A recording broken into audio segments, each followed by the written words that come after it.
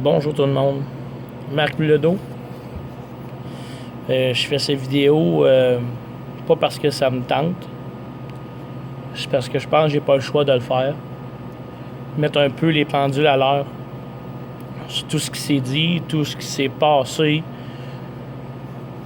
tout ce que... C'est ça. Donc je fais cette vidéo-là parce que j'ai pas le choix.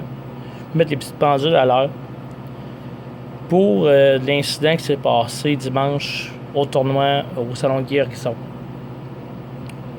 Bon, vous avez sûrement vu la vidéo à Jean-François. Beaucoup de monde n'était pas là, donc tout le monde a regardé le vidéo à Jean-François, puis bon, ils se font une idée. Jean-François a dit sa version avec ses états d'âme. T'sais, moi aussi, j'en ai une version. J'ai mes états d'âme. Est-ce qu'il a plus raison que moi ou est-ce qu'il va avoir plus raison que moi? Peu importe, je fais juste cette vidéo-là pour mettre les pendules à l'heure puis pour me défendre un peu parce que tu sais, je me laisserais pas parler de moi comme ça là, sans me défendre. Là, le monde qui me connaisse, là, c'est sûr que ça se passera pas comme ça. Est-ce que je suis fâché? Puis maintenant. Est-ce que je suis déçu? Oui. Très.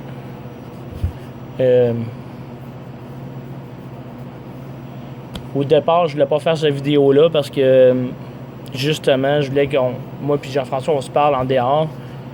Quand on a un projet, la Coupe Québec, on a un projet ensemble, puis je voulais pas étaler ça sur la place publique, sur Facebook, puis tout ça, puis que surtout 24 heures, 48 heures après l'événement, me connaissant, je sais que mon caractère, ben je sais qu'il faut pas que je fasse des déclarations après 24 heures parce que je peux dire des choses qui est pas réfléchi. Donc, c'est ça. Dimanche, il y a eu le tournoi. Et puis, je vais donner ma version à moi avec mes états d'âme. Donc, je jugerai après. Là, je veux pas me défendre. Là, je vais juste dire qu'est-ce qui s'est passé avec ma version à moi. Donc, c'est ça. Il y a eu les 3 rounds. Après ça, on était dans les match-play, les 16 derniers. Donc, on jouait contre 6 joueurs différents. Donc, la première partie, j'ai contre Pierre-Luc. Pierre-Luc, ben, je savais que c'était un gros match. C'était un match décisif en partant parce que je savais que c'était le gros joueur de notre bloc. Je savais que ça passait là en partant. J'ai perdu. C'est beau, c'est correct, il s'est rien passé, c'était tranquille. J'ai donné la main à Pierre-Luc, il s'est rien passé. Ensuite, je m'en vais jouer sur un 2 contre Gabriel McIntyre. Gabriel McIntyre, c'est un junior extrêmement talentueux. Lui, je pense qu'il venait de gagner. Puis là, il joue contre moi chez nous. Donc, tu sais, quand j'étais junior, quand je jouais contre un des meilleurs dans le temps, ben, c'était encore plus hot. J'étais encore plus intense. Je voulais absolument le battre. Donc, pour lui, c'était une belle chance, là, tu sais. Donc, c'est ça. Donc, j'ai commencé. Puis moi, je savais qu'avec une autre défaite, 2 défaites, mes chances, là, après ça, c'était quasiment nul d'aller en finale. Donc, la partie se joue. Je peux jouer 279. Lui, il peut jouer 300. On est rendu au 10e carreau. On joue sur 1 et 2. C'est les allées les plus difficiles du salon de quilles. Et puis, un match intense, 279 à 300. Pour moi, le tournoi se joue là. Donc, je m'en vais jouer sur la numéro 2, la ligne droite. Je lance la boule, un lancer parfait. Je fais un abat, c'est en reculant. Puis là, ben, en sautant, je fais cette fameuse claque. Donc, c'est ça. Je fais cette claque-là, puis 2 secondes après, Jeff, il vient me taper sur l'épaule, disant « OK, Marc, t'as pas le droit de taper. » Je me suis dit « Il est où le règlement? C'est qui dit ça? » Ben, il dit « Va voir Fred, puis Martin Rousseau, là, ils sont là-bas, là, ils vont te le dire. » Fait que là, moi, c'est pas le temps. Je suis en mon 10e carreau, tu sais.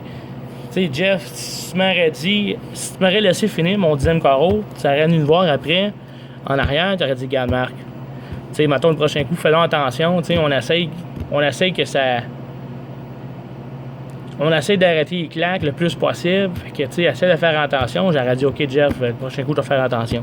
Mais que tu viennes m'avertir, après ce match intense-là, que j'ai fait la claque, et puis en plein milieu du 10e carreau, ça m'a vraiment insulté. En plus, je lance ma deuxième boule, je touche pas l'an 1, là, je suis comme sorti de ma bulle. C'est-tu de ta faute? Je sais pas, mais me faire déranger en plein milieu du 10e, j'ai pas trouvé ça le fun. Là, c'est là que j'ai disjoncté. J'ai disjoncté. Les fils se sont touchés, j'avoue. Là, j'ai frappé sur la colonne, là, sur la 1, j'ai fait bang. Fait que cet événement-là, là, si j'arrêtais à recommencer, c'est sûr que je le ferais pas. Là. J'étais stupide, puis c'était irréfléchi, puis on apprend tout le temps, fait que c'est sûr que je l'aurais pas fait. Là, je m'excuse pour ça, puis c'était cave. Ça, j'essaie pas de me sauver, là, ça a été cave. Ensuite, je sais pas si c'est à cause d'un destin, un destin, mais je joue contre Jean-François sur 7 et 8. Malheureusement. C'est comme mon caractère. Donc, c'est ça. Je jouais contre Jean-François, ça a tombé de même. Donc, c'est sûr et certain que dans ma tête, que s'il y en avait un qui claque ou qui crie ou quelque chose de même, j'ai averti Jeff, je dirais, hey, tu joues la police avec moi, je joue la police avec l'autre aussi, tu sais. Fait que c'est arrivé 3-4 fois durant la partie. Donc, quand ils disent que j'ai pas arrêté de parler à Jean-François, ben c'est ça que je disais. Je disais, hey, lui, il a frappé, il va l'avertir. Regarde, la foule, ça crie. Les autres aussi peuvent déranger. Mais là, je suis pas en train de dire que la foule, vous devez pas crier. Là. Moi, là, j'aime ça quand la foule crie. Qu'il y a de l'ambiance, que les gars sont intenses. J'adore ça. Mais si vous donnez la main, tout ça, ça me dérange pas, là. Mais c'est moi, là, je suis un gars intense. La foule qui crie pour ses juniors, pour n'importe qui, c'est le fun, ça met de l'ambiance. Ça donne un bon show, puis c'est le fun. Oui, c'est supposé être amical, mais quand même, c'est une compétition, puis le gagnant gagne 850$. C'est quand même pas mauvais, hein? Donc, c'est ça. Donc, durant la partie, je disais souvent, garde lui, puis ça t'as pas aimé ça, je peux comprendre. Toi aussi, tu jouais, mais je me suis dit, garde, t'as fait la police avec moi, tu vas faire la police avec tout le monde. Au 3e carreau, je fais un carreau ouvert, j'arrive, puis je m'assis. Puis les gars longs bancs, sur le 7 et 8, ben je le prends, puis je fais un bang. Est-ce que c'est cave? Oui. Est-ce que je voudrais le refaire? Oui. C'est sûr que je le referais pas, ça. C'était impulsif de ma part, c'était cave. Je m'excuse pour ça encore une fois. Ça, j'ai pas de problème à le dire, c'est de ma faute. Ma seule faute à moi, c'est ça, avec la claque. Mais Jeff, je sais pas si tu te souviens, mais au milieu de la game, quand Mario démarrait, s'est fâché. C'est parce que tu es venu me parler quand j'étais assis tranquille. J'essayais de comme désamorcer ma bombe. Tu es venu me voir, puis tu m'as dit, pourquoi Jeff, pourquoi Marc, tu n'as pas recommencé ton lancer? Pourquoi tu n'as pas revenu dans ta bulle? Ben écoute, tu m'as frustré. Tu m'as vraiment frustré, puis c'était pas le moment au 10e carreau, à la place de venir m'avertir. Après le 10e, ça a été si simple. Quand tu me dis que je ne savais pas que j'étais rendu au 10e, ben t'avais juste à regarder, Jeff, t'étais rendu sûrement au 10e carreau toi aussi. Même dans ta propre vidéo, tu me le dis. Tu le dis, si t'es rendu au 10e carreau, ça veut dire que les autres sont rendus au 10e carreau. Donc, c'est à toi de regarder, là, justement, si tu prends la responsabilité de venir avertir tout le monde, ben prends la responsabilité de savoir si tu viens de déranger. Donc, c'est un peu là-dessus. T'ai jamais dit que c'est de ta faute que j'ai perdu. J'ai toujours dit, t'aurais pu attendre à la fin, après la deuxième partie. T'ai jamais dit que c'était de ta faute. Jamais. Là, par exemple, c'est ça, je voulais mettre ça au clair. Et puis, la boule dans le dallo. Je sais pas si tu te souviens, t'étais sur une partie parfaite. Moi, j'ai fait un double. J'ai commencé avec 2 abats. Après ça, il y a un carreau ouvert. C'est là mon fameux coup de sur le banc. Puis après ça, j'ai collé jusqu'au 9e. Donc, moi, je pouvais jouer 260, toi, tu pouvais jouer 300. Donc, c'était à toi de jouer sur la ligne numéro 8 en premier. Donc, Jean-François, lui, décide de lancer une boule dans le dallo. Fait que moi, au départ, je dis bon. J'ai pas compris qu'il faisait ça là, pour me laisser gagner. Là. Je sais pas pourquoi. Là. J'ai pas pensé à ça. Moi, je pensais qu'il y avait une boule de coincée dans le coin. Là. Il a pris son aramètre rouge puis il l'a lancé dans le coin. Fait que moi, je me suis dit, bon, il y a une boule de poignée. Moi, j'ai dit, je vais jouer de toute façon. Je suis mort. Fait que je lance ma boule au premier ou au 10e, je fais un abat. Donc, tu sais, moi, je peux jouer 260. Là, j'ai 240 de rentrée. Il lance la deuxième boule comme si rien n'était. Il fait 9. Fait qu'il va s'asseoir, tu sais. Puis là, moi, je lance la deuxième boule, je fais là-bas. Donc, lui, il a fini avec 258. J'ai 250 de rentrée. Il me reste une boule à jouer. Lui, là, je m'en vais le voir. Je dis, Jeff, qu'est-ce qui se passe? Ben, il dit, là, c'est là que tu m'as répondu, Jeff. J'ai dit, Marc, je te laisse gagner, tu vas arrêter de chialer.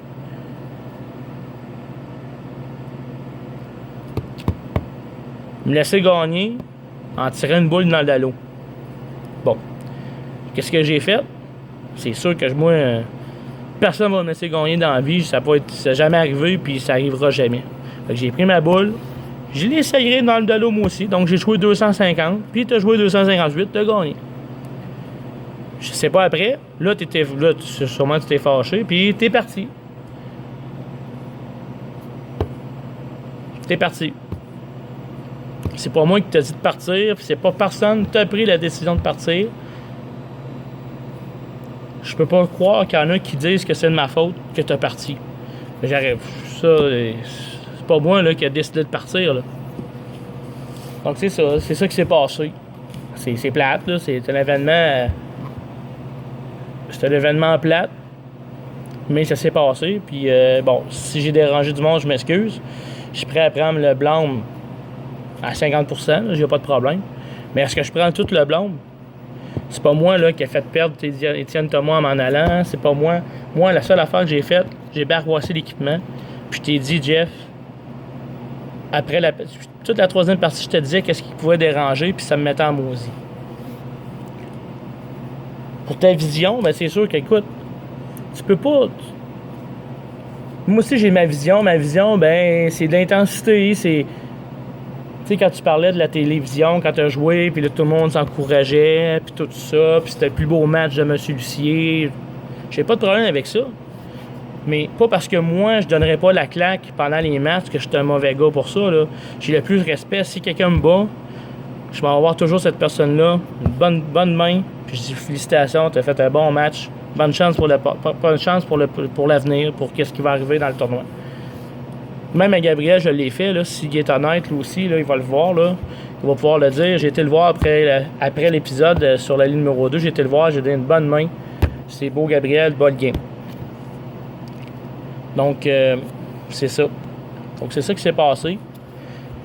Je suis pas fier de ce que j'ai fait, là, les claques et tout, mais est-ce que c'est vraiment juste de ma faute? Non. Est-ce que j'aurais pu agir autrement? C'est sûr. Mais c'est ça. Donc là, je vais arrêter la vidéo parce que je sais que j'ai plein d'autres choses à dire, mais ça donne absolument rien. C'est fait. Tu sais, on a chacun notre vision, on a chacun... Tu sais, moi, je suis un gars intense. Les gars intenses, tu sais, quand ils frappent ou, je sais pas, ils font une commande, tout dans les vidéos sport, là, si je regarde là, le golf, le Tiger Woods, là, quand il fait quand il faisait des roulés de 15-20 pieds, là, puis comme ça, là, puis tu sais, ou bien Roger Federer, quand il fait une commande, et c'est pas d'intimidation, c'est juste se garder dans le match, je sais pas, c'est de l'intensité et non de l'intimidation. Puis le respect, là, je respecte tout le monde. Il y a le monde, même, je respecte tellement que le monde, quand ils viennent pratiquer pour le tournoi, je leur cherche quasiment rien. Je leur donne les planches, je les aide. S'il y en a un qui a du respect envers les autres, c'est moi, là. Je parle à tout le monde, peu importe. J'adore tellement ce jeu-là que je me suis embarqué dans le Coupe Québec, puis je passe beaucoup d'heures. Je passe beaucoup d'heures, plus mon salon de quai ici, plus mes enfants, plus tout ici. Fait que, bon, c'est juste plate, c'est regrettable, puis je m'excuse encore. C'était nécessaire que je fasse cette vidéo-là pour mettre des pendules à l'heure, pour voir ma version à moi, puis ma fierté aussi, parce que j'aime pas ça, là, me faire dire que c'est juste de ma faute. Quand une chicane, ça se passe à deux, tu sais. Donc, merci.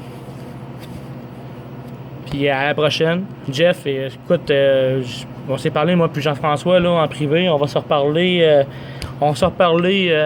Seul à seul. Puis, tu sais, on va se parler, là. Ce sera pas la guerre, là. On va faire la Coupe Québec quand même. Puis, dans quelques semaines, on n'en parlera même plus. Donc, merci. Salut.